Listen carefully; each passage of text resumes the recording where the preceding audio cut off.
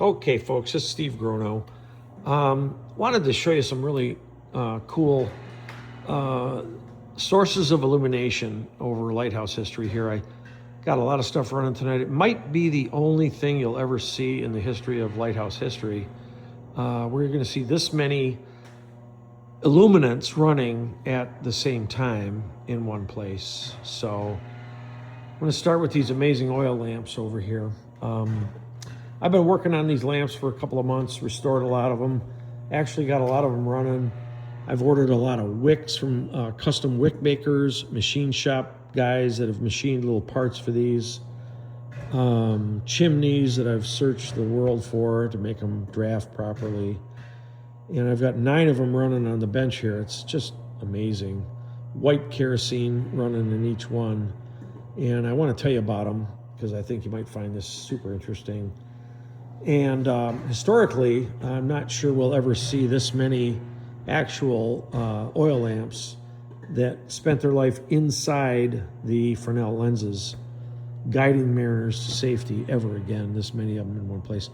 So I'll start right here. This is a European light right now. This is the Menton Dufort, which is in Europe. This little light, this is all oil. This is the wick. There's a flame spreader in a chimney. I restored it. It's running beautifully. This one is a 5th order, as you can see right there. 5th orders are pretty rare because there wasn't very many 5th order lights throughout the U.S.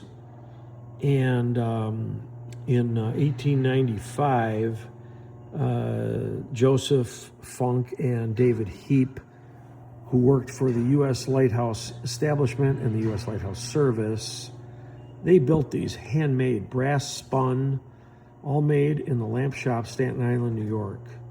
The ones you're going to see down the line here, a lot of them were made by those two guys. And very, very amazing quality. So the holes down here are so you can draft air. There's a center draft tube in the middle that brings air up and allows this flame to burn clean and bright. This is called a Matador chimney, so it has a bulge in the middle. That would be the center focal plane in the lens once it's set inside the lens. That would be the middle. And there's a little thumb grab here, handle here, and the keeper would fill this at the beginning of the night, light it a half an hour to 45 minutes before dusk, warm up the chimney so it drafts properly, adjust the flame so that you get that optimal white light, and then it would run for approximately 6 hours with no extra work. But the keeper would adjust the flame up and down using this font up and down to run that flame up and down to keep it optimally burning.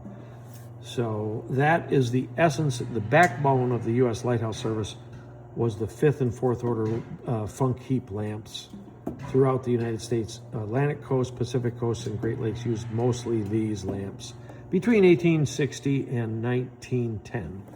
So there you go with that. Now this one is an amazing early Funk Heap. It's called a candlestick because it's tall. Has an incredible flame spreader, bulbous chimney, bright, bright light. 4th order. Look at the beauty of how that runs. Now the lower intakes are here. Remember, you got a center draft tube bringing the air up.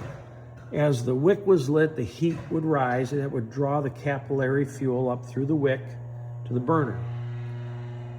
Same thing with this one. This is a 5th order, also known as a table lamp, running beautifully. This is also one that has the actual tag on it. I don't know if you can see that. It says table lamp. And the reason this lamp is so special, this is probably the only lamp in the Lighthouse Service where they issued the table lamps for general purpose in the lighthouse, but the 5th order lighthouses use the exact lamp to light the lens. If that lamp went out of service, they could grab any table lamp in the lighthouse and replace it with an exact duplicate. I'm going to run over here and show you one. This is the same lamp right here. So you see how it has the shade, has the brass tag, says table lamp. And isn't that amazing? It's beautifully, I mean, it runs flawlessly. And that would be general purpose. So if the primary lamp went out in the lighthouse, the keeper could grab any table lamp, which is the exact Funk Heap 5th order lamp with a capillary wick, pull the shade off, and he would have a perfect replacement for the lamp that was out of service. So that's pretty cool. That's your 5th orders. So here we have, that's a 5th order, that's a 5th order. Here we have a beautiful 4th order lamp that I restored a couple of weeks ago, 4th order. I rebuilt the original Funk Heap font. I rebuilt the burner. I had to rebuild some of the internals and find an original chimney, but look at how wonderfully that's running. Isn't that beautiful? So this would go in a 4th order lens. Also, this is a 4th order. Now this one used to look exactly like that one. Funk Heap font. Now, about 1905, they thought, man, these are too much maintenance. Aladdin, which made a lot of lamps at the time, made what's called an Aladdin 12. And then the Lighthouse service said, you know what, these Aladdin 12s have a brighter flame. Look at the mantle. See how that burns white hot? So what they did is the keepers would send back to the lamp shop, Staten Island, New York, the Funk Heap 4th orders, and the lamp shop would reconfigure the burners to accept the Aladdin 12 and the mantle. Now look at the difference in the brightness. Obviously better. So Aladdin took over a lot of the 4th order lamps. They were reconfigured and they worked really well. This is another one, another 4th order with an Aladdin. And so what you can see here is kind of a progression, Lighthouse service, lamps over time, 4th and 5th order. Now, this one we're going to go over to Europe. In Europe, Chance Brothers was the predominant supplier of all Lighthouse lenses, all lamps. And Chance Brothers built this one right here, which is extremely popular. It's called a 2-wick capillary lamp D-type, D like divorce. D-type, right here. There are 2 wicks in this lamp. So I just finished restoring this one today. This is one lamp wick riser, and this is the other. So if you can see this, I'm going to turn this one up so you can see it. Let's see if I can do it. Can I do it? Yes. There. Look at that inner wick. See that inner wick rising? I'm going to raise it back down. Now this one is the outer wick. Watch what happens to that one. Up and down. You want to keep them burning clean. But those are the 2 wicks in the Chance Brothers. This would have been used in a 4th order, possibly a 3rd order. Very rare. I haven't seen any at all in existence, much less ones that I've restored and have operational. So there you go. There's 9 burners all running the way they ran in the day 100 years ago. I'm going to take you now to a later version. This is 1920s, 4th order Chance Brothers. Chance Brothers, 1876. This is very early. Now this would have been running on a capillary lamp, and later, around 1920, converted to a acetylene burner by Dahlen. That's what's running right here. This is an acetylene burner, and you can see that brilliant white light flashing inside the center focal plane of this 4th order lens. And that's where you would get the flash characteristic adjusted by pressure right here. Over here, you can adjust the pressure, and that'll change the flash characteristic of the lens. And they would match that, of course, to the characteristic on the chart that would match the location and the lighthouse to that particular location.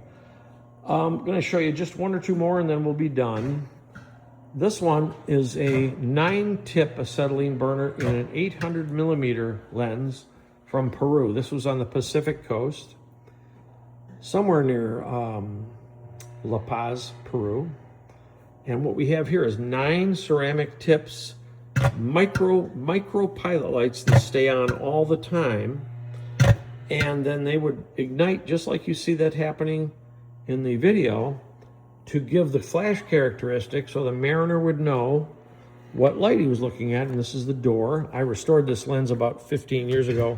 A lot of work. Every one of these segments was replaced with a hand polished segment from another lens to make this one complete. I have the cast iron pedestal for it and an acetylene tank to run it. So very, very, very, very cool.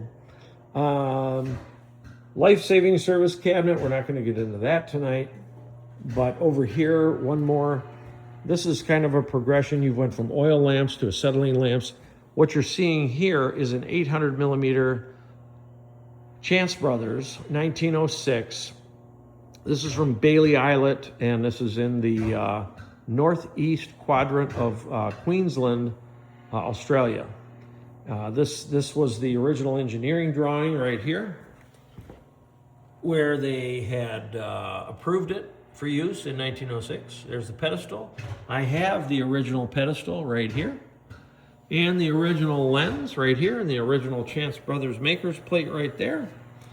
And it would run originally on acetylene, but later it was converted to electric, and that's what we've got running here.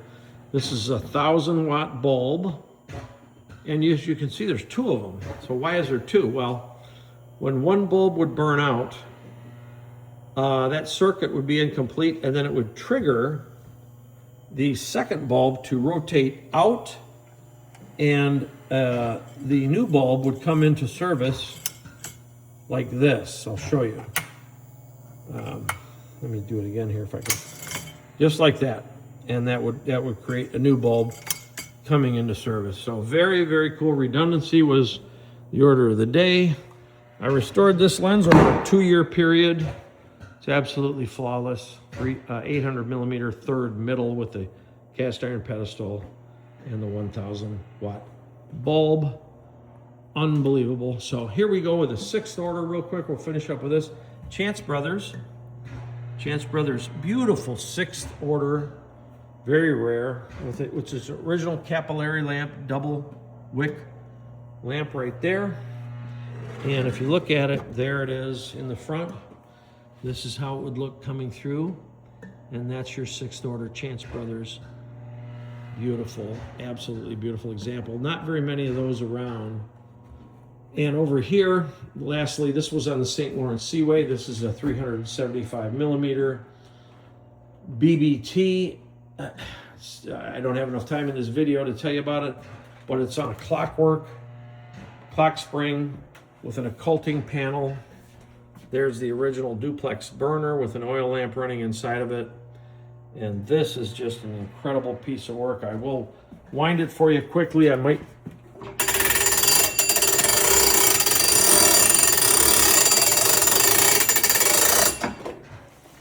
What you might see here is the occulting panels moving as the... There we go.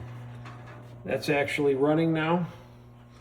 So what happened here is they would just put a blackout, because they didn't have a flashing burner like the acetylene burners we just looked at. It was a constant flame, a fixed lens, no bullseyes. The lens did not rotate. So how would you get a flash characteristic out of that? What they did is they created this amazing clockwork and these occulting panels that would block the light temporarily, and then you would get a flash and a steady light for a number of seconds.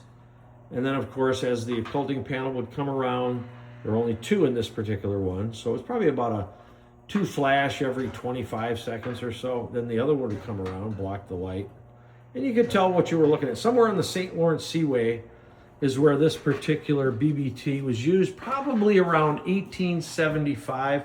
Is fully restored with the cast iron pedestal, the clockwork, the riser, the lens. There is not even a chip in that 300 375 millimeter lens. It's absolutely perfect, unbelievable. All right, so that's about it. Hope that was fun for you guys. Lots of other things to talk about, but we're not going to do it tonight. I hope that was entertaining for you. Thank you so much for your historical interest.